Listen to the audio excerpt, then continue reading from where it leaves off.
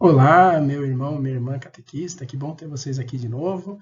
Esse aqui é o segundo vídeo daquela série sobre simbologia e mistagogia que nós começamos, ainda relativa que a gente viu na parte da tarde do retiro do dia 15.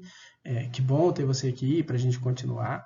No primeiro vídeo, nós falamos um pouco sobre as definições de mistagogia, simbologia, da importância de uma vida de aprofundamento, de uma constante busca de conhecimento e de vivência da vida e do mistério de Jesus Cristo, a importância do que implica o nosso exemplo e a nossa condição de catequista e o quanto isso pode influenciar para o bem ou para o mal da formação dos nossos catequizandos.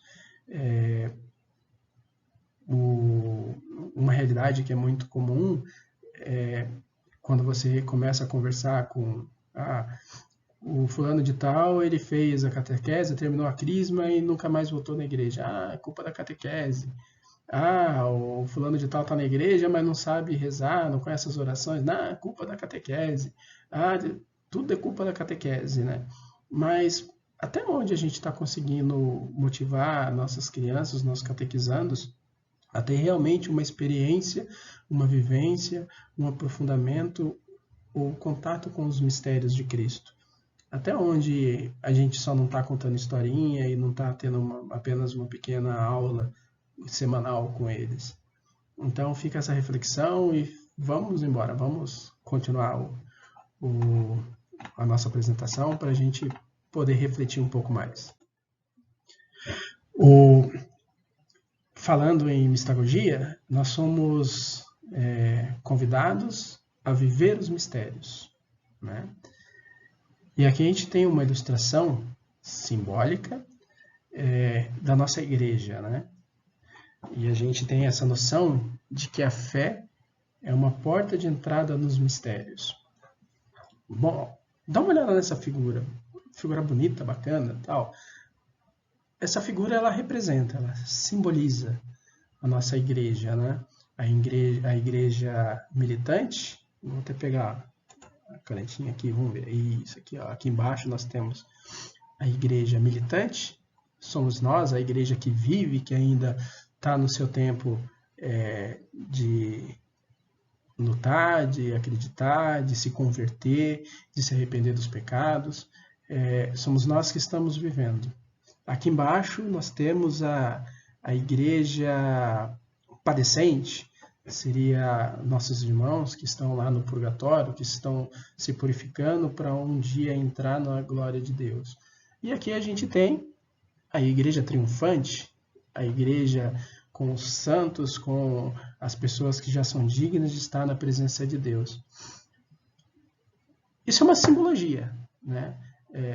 É lógico que, assim, é inocência nossa imaginar que, eu estou olhando essa foto, então vai ser desse jeito. Não necessariamente. Isso aqui é uma representação, algo visível, que nos remete a algo não visível. Essa figura, ela simboliza que essas três dimensões da igreja, elas estão unidas na Santa Missa. A missa, ela une o céu e a terra em sufrágio das almas que estão no purgatório. Legal, uma simbologia bacana. Mas vamos conversar um pouco mais sobre simbologia, né? Vou dar aqui o primeiro exemplo. Bom, se a gente está andando no carro, de repente o caminhão na frente bate, cai e começa a rolar um monte desses tambor. Qual que é a nossa reação quando a gente enxerga um tamborzinho desse? A princípio, para alguns pode dar um pouco de pânico, apreensão, pode ficar assustado. Mas por quê? A gente não sabe o que está dentro, né? Só tem esse símbolozinho aí, ó, preto e amarelo aí, que embora a gente não conheça, é muito específico, né? Todo mundo tem a noção que é algo perigoso. A gente não sabe o que é, mas sabe que não é bom. É bom ficar longe, né? Não sei se isso é lixo radioativo, não sei se isso é material para usina nuclear, não sei se isso aí é algo contaminado. Eu sei que se eu ver um desse, é bom não mexer. Esse símbolo, essa gravura, essa figura que tem aqui no meio, ela simboliza algo perigoso? E a gente tem noção disso, embora muitas vezes a gente nem saiba o que é. Um outro exemplo, quando a gente vê esse símbolozinho, o que vem na cabeça? Hambúrguer? Batata frita? Lanche? Comida boa? Às vezes nem sempre, né? Mas no geral, quando a gente vê, isso é só um M. No geral, a gente associa isso ao lanche, né? Porque isso está meio que no nosso senso comum. Mas para algumas pessoas, esse eu acho que é um exemplo muito bacana, foi até falado lá no dia, para alguns isso pode simbolizar, pode trazer a noção de coisas diferentes.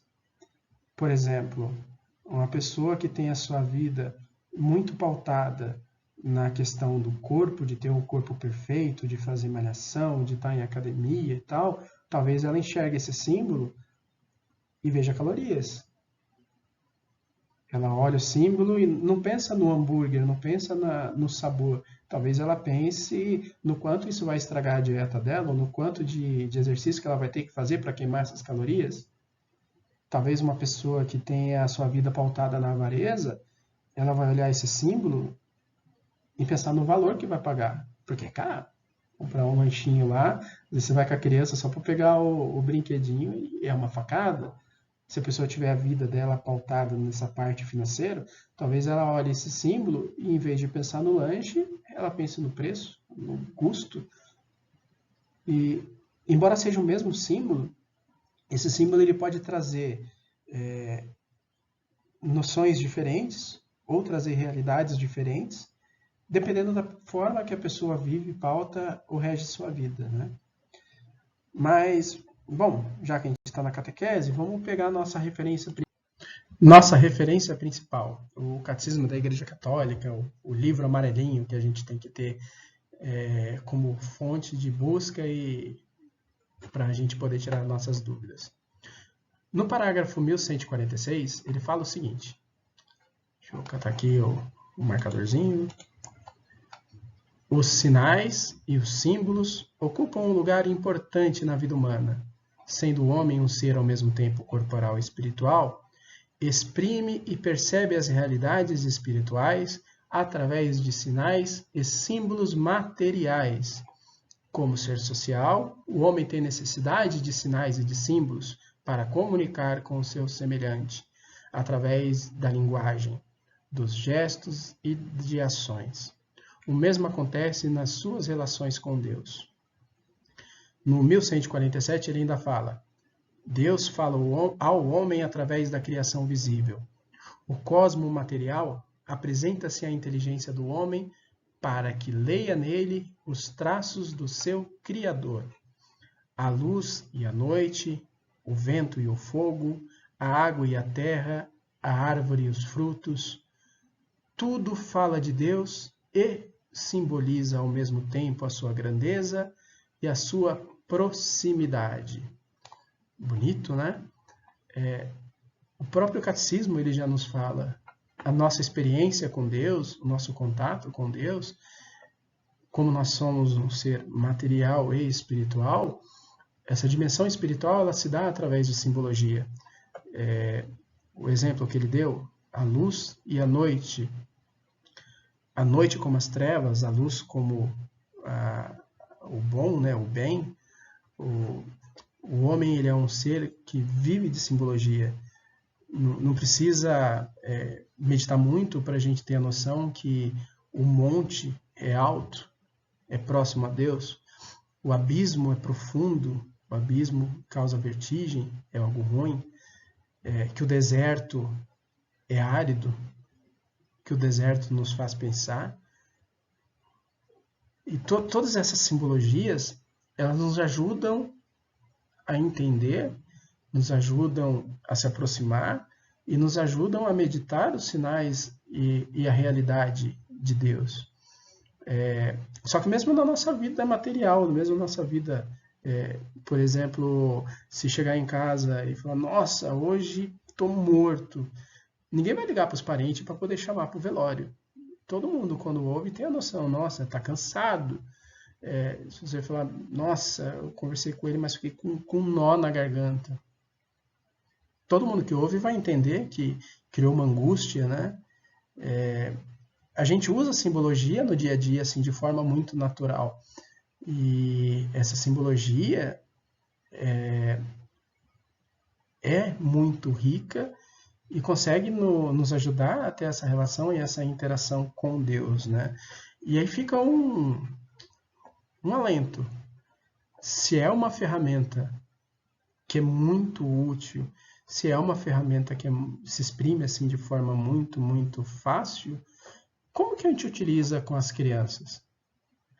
Como que a gente usa os símbolos para poder aproximar as crianças de Deus?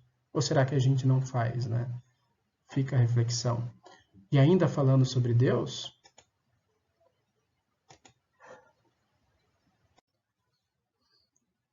bom, e a gente tem ainda, talvez, o ápice da simbologia nos sacramentos. Um sinal visível de uma realidade invisível.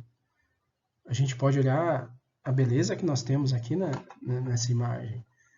Você pode olhar aqui que são só as roupas que foram colocadas no padre durante a sua ordenação.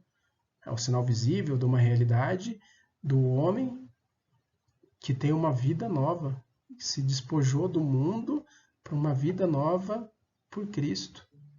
A gente pode olhar aqui só a água sobre a cabeça da criança no batismo, só que a gente tem que enxergar ali a água da criação, a limpeza, um novo homem que nasce nessa água, uma nova vida, limpa do pecado. A gente pode olhar ali só o óleo passado pelo bispo no sacramento do crisma, mas ele representa ali toda uma realidade invisível da purificação, da entrega, o bálsamo. Talvez aqui a gente olhe só o padre lá no confessionário, mas existe a realidade do contato de Cristo que perdoa nossos pecados. O casamento, ele pode ter a gente olhar apenas as roupas brancas, as alianças, são duas vidas que se tornam uma. E isso é muito profundo, e isso é muito vivo. Só que a gente pode olhar e ver apenas a parte visível.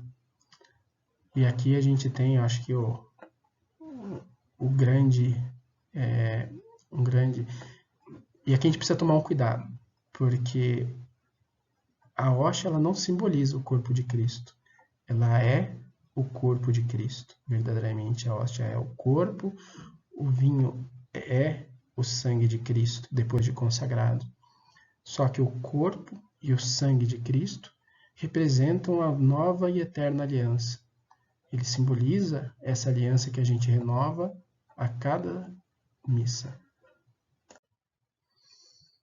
E se os sacramentos talvez sejam o ápice da simbologia da igreja, não se resume apenas nela. A gente tem simbologia pulsando na Santa Missa durante todo o momento, durante toda a celebração, e mesmo quando não está na celebração, o próprio templo da igreja, ela transborda e pulsa simbologia a todo instante. Se a gente pensar um pouco no passado, poucas pessoas tinham acesso à educação, à leitura. Então, como que a gente catequizava? Como que a gente? Isso é anacronismo. Mas como que conseguia catequizar o povo? O fiel ele era catequizado do momento que ele colocava o pé na igreja, através dos vitrais, através das esculturas, através dos sinais que eram falados, dos sinais que eram feitos. Ele era catequizado pelo cheiro do incenso, pela fumaça do turíbulo que sobe. Tudo tem um sentido. Nada é por acaso. Até os 3 degraus para chegar no altar, existe um motivo para serem 3. E isso assim, é de uma riqueza, de uma profundidade tão grande, mas tão grande, que gera uma dó muito grande de passar desapercebido, de estar lá como um tesouro escondido e a gente ir passar a vida inteira celebrando a missa e não ter a menor noção daquilo.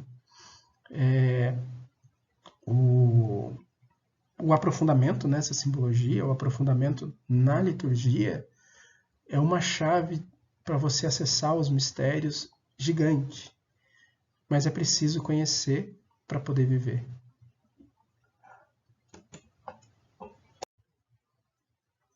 Para não se alongar muito, eu vou me deter aqui a um ponto. Símbolos do Cristo. E existem vários símbolos, né? Na nossa paróquia, na matriz, a gente tem aqui o homem pentáculo. Na parede, lá no fundo, ele é um ícone de Cristo. Cristo ele foi simbolizado ao longo dos tempos por vários sinais. A gente tem aqui o pão da vida, o leão, o ouro, a ovelha, o cordeiro, né? Não a ovelha, o cordeiro. Todos eles simbolizam de uma forma Cristo. E se a gente aprofundar na simbologia de cada um, você vai encontrar toda uma teoria e todo um caminho que nos leva a refletir os mistérios de Cristo de formas diferentes. Só que eu quero me aprofundar em dois símbolos de Cristo mais primitivos, né? Que é a luz e a pedra. Então, vamos lá. Eu tirei esse trecho da carta de São Pedro, do 2º capítulo. Fala o seguinte: achegai-vos a ele, pedra viva que os homens rejeitaram, mas escolhida e preciosa aos olhos de Deus. E quais outras pedras vivas vós também vos tornais os materiais desse edifício espiritual? Um sacerdócio santo, para oferecer vítimas espirituais, agradáveis a Deus por Jesus Cristo. Por isso, lê-se na Escritura: eis que o ponho em Sião uma pedra angular, escolhida, preciosa. Quem nela puser sua confiança não será confundido. Para vós, portanto, que tendes crido, cabe a honra, mas para os incrédulos, a pedra que os pedreiros rejeitaram tornou-se a pedra angular, uma pedra de tropeço, uma pedra de escândalo. A pedra que os pedreiros rejeitaram tornou-se a pedra angular. Isso vem do Salmo. E Pedro, na carta dele, ele coloca Cristo como sendo a pedra, né? E daqui um pouquinho a gente volta a essa ideia. O outro símbolo é a luz, e aqui eu trago um trecho do prólogo de São João. No princípio era o Verbo, e o Verbo estava junto de Deus, e o Verbo era Deus. Ele estava no princípio junto de Deus. Tudo foi feito por ele, e sem ele nada foi feito. Nele havia vida, e a vida era a luz dos homens. A luz resplandece nas trevas, e as trevas não a compreenderam. Houve um homem enviado por Deus que se chamava João. Este veio como testemunha, para dar testemunho da luz, a fim de que todos crescem por meio dele. Não era ele a luz, mas veio para dar testemunho da luz. O Verbo era a verdadeira luz, que, vindo ao mundo, ilumina todo o homem. Então nós temos aí uma reflexão em que Jesus é a luz, em que Jesus é a pedra. E dentro dessa ideia, nós temos, sempre é comum a gente falar em pedra como um sinal de Pedro, né? Um símbolo de Pedro. Porque tu és Pedro e sobre essa pedra edificarei a minha igreja e tal. Legal. Quando Jesus fala que Pedro vai ser a pedra, a gente consegue fazer uma analogia ao símbolo da igreja, como sendo a igreja espaço físico e da igreja instituição. Porque a igreja, templo, ela é feita por muitas pedras montadas uma ao lado da outra, colocadas, formaram a parede, e levanta, e no final tem a pedra angular, que através dela é travada as abóbadas para as paredes ficarem firmes e o templo fica erguido, né? Então, a pedra angular é aquela que consegue fechar e estabilizar a obra. E a igreja é formada por muitas pedras, muitos fiéis, como Pedro fala na sua carta. E o que dá a base é o ensino apostólico, por isso que sobre esta pedra eu edificaria a minha igreja. Sobre o firmamento apostólico, nós fiéis formamos a igreja. E essa igreja, no final, o que a sustenta é a pedra angular, é Cristo. Tá vendo? Olha a simbologia da luz e a simbologia da pedra. E a ideia que eu queria trazer é que na Idade Média, quando o pessoal ia construir uma catedral, o que eles faziam? A catedral era feita de pedra, simbologia de Cristo, a igreja. Então ele escolhia lugar, esse lugar era consagrado, né? E lá ele colocava um varão, um eixo, né? E com esse eixo, numa determinada época do ano, eles marcavam essa direção, a direção da sombra, né? O sol nasce em leste, a sombra dele ficaria para oeste. Legal. Então, a sombra formando essa linha, eles marcavam a linha norte-sul, traçavam esse círculo, nesse círculo marcavam um quadrado. E isso era uma regra para construir as catedrais góticas. Com esse quadrado que tinha sido feito, eles tiram a mediatriz, traçam outro quadrado. Nesse outro quadrado eram colocadas as 4 colunas principais da igreja. Beleza? As 4 colunas. Traçavam as linhas perpendiculares e através delas eles iam traçando as demais colunas. E você tinha aqui a estrutura da igreja, a base da igreja. Depois de pronta, tá vendo aqui, ó, ele tem o quadrado com as 4 colunas principais. O sol nasce do leste, se põe a oeste. E aqui era o formato que essas catedrais tinham. O legal é que a gente pode olhar essa imagem e a gente tem uma igreja aqui na nossa diocese que ela tem esse formato.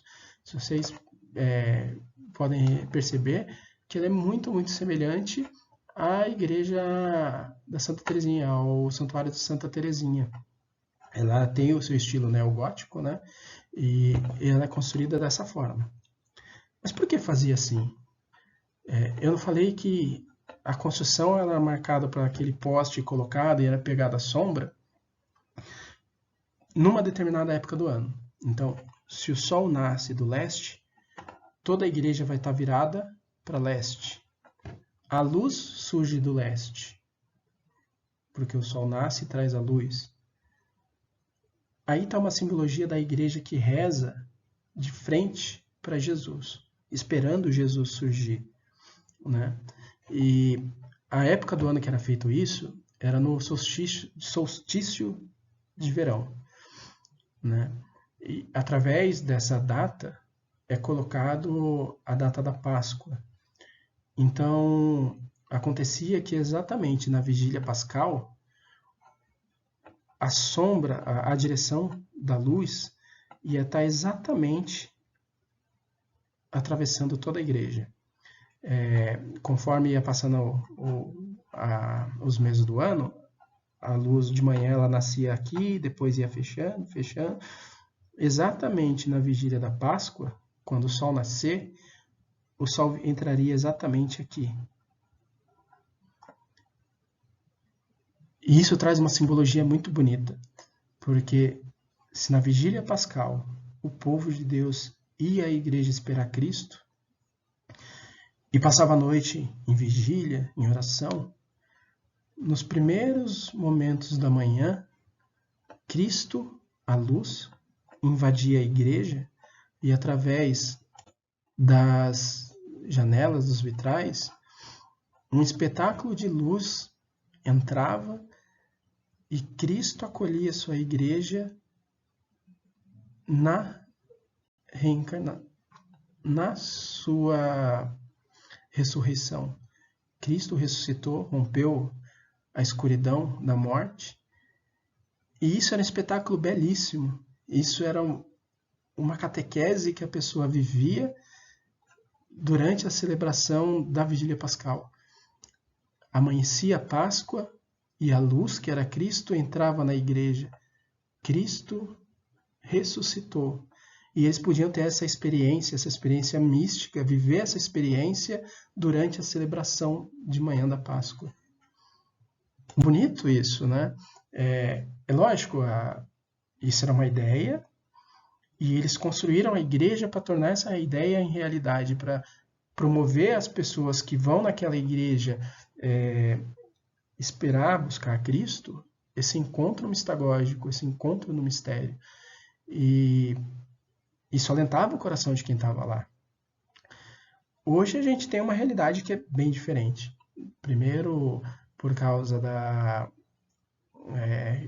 própria questão financeira, né? Talvez você pense, poxa, mas essas catedrais antigas, góticas, que a gente vê espalhado na Europa, no Brasil até que não tem tanto, porque o Brasil participou de uma época de construção onde que já não tinha mais o estilo gótico, era comum mais o barroco e o rococó, mas mesmo na simplicidade é possível a gente ter uma igreja repleta de símbolos que nos fazem ir ao encontro do Cristo, que nos fazem nos aproximarmos de Deus.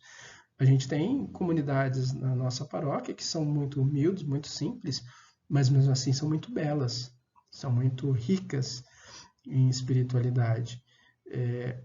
Mas, por exemplo, do mesmo jeito que a gente tem essa boa experiência, existem igrejas em que foram construídas simplesmente a parte física, né? A parte do prédio. Eu tenho um exemplo assim que para mim é muito marcante, que é a Catedral de Brasília. Ela foi encomendada, foi feita junto com a cidade, né? Então, quem desenhou a catedral foi um ateu que era assumidamente comunista, marxista, né? E ele foi contratado para fazer uma igreja, independente do credo, da religião. Ele construiu uma igreja, mas ele construiu a igreja com a simbologia que ele achou que era pertinente.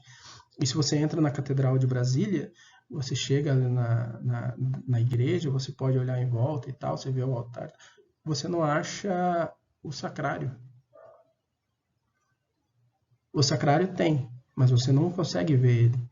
Tem uma escadinha no fundo do altar, a escada desce, no fundo tem a cripta, onde estão enterrados os bispos, e na cripta está o sacrário. E qual que é a ideia? De colocar entre os mortos aquele que está vivo?